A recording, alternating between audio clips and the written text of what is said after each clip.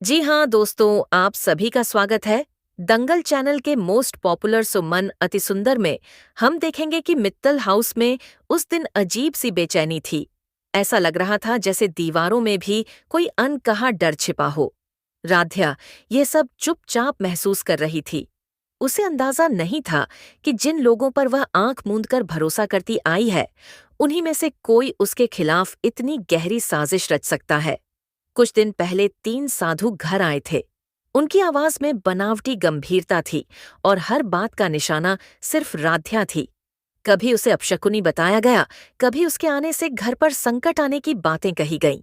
पूरा परिवार भ्रम में था।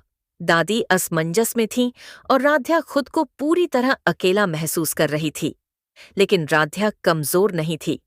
उसने साधुओं की आंखों में छिपा डर देखा था और उनकी बातों में सच्चाई की कमी महसूस की थी। वहीं से उसके मन में यह सवाल उठा कि कुछ तो गड़बड़ है। उसने किसी से कुछ नहीं कहा, न रोई और न ही कोई शिकायत की। वह बस चुपचाप हर कड़ी जोड़ने लगी। कॉल डिटेल्स, बैंक ट्रांजैक्शन और अनजान नंबरों से आए मैसेज, सब कुछ एक ही नाम की ओर इशारा कर रहा था, निहारिका। यह सच राध्या के लिए किसी झटके से कम नहीं था।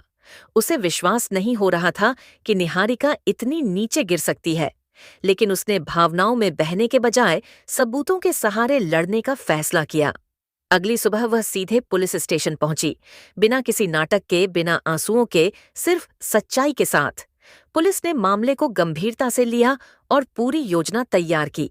एक बंद कमरे में तीनों साधु बैठे थे। माहौल शांत था, लेकिन भारी। तभी दरवाजा खुला और खाकी वर्दी में राध्या अंदर दाखिल हुई। उसका चेहरा शांत था, लेकिन आंखों में ऐसा आत्मविश्वास था जिसने तीनों को घबरा दिया। उसने सख्त लहजे में कहा कि अगर वे सच्चे हैं तो सच बोलने से डर क्यों रहे हैं। कुछ ही देर में उनका नाटक टूटने लगा। पसीने से भीगे चेहरे, कांपती आवाजें और बिखरती हिम्मत। आखिरकार उन्होंने कबूल कर लिया कि वे साधु नहीं हैं और पैसे लेकर यह सब कर रहे थे।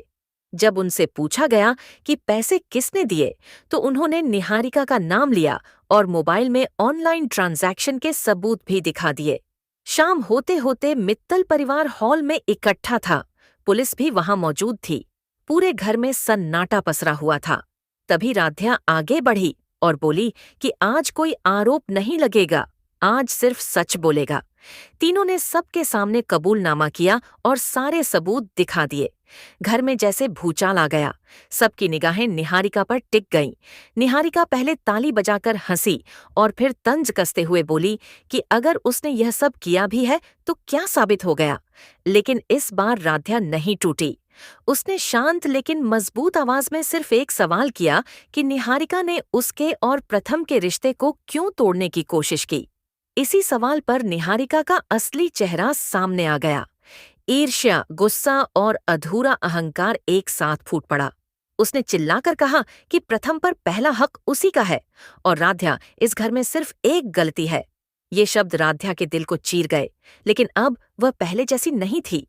वह बिना कुछ कहे वहां से चली गई। आंखों में आंसू थे, मगर सिर ऊंचा था।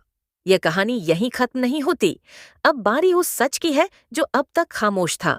जल्द ही प्रथम खुद सामने आएगा और बताएगा कि उसका भरोसा, उसका प्यार और उसका भविष्य किससे जुड़ा है। निहारिका की साजिशें टूटेंगी, उसका घमंड चकनाचूर होगा और मित्तल हाउस में राध्या का सम्मान पहले से भी ज्यादा मजबूत होकर वापस आएगा। वीडियो अच्छी लगी हो तो लाइक जरूर करें और ऐसे ही अपडेट पाने के लिए हमारे चैनल को सब्सक्राइब जरूर करें। आप लोग किसको सपोर्ट करते हैं, हमें कमेंट में जरूर बताएं।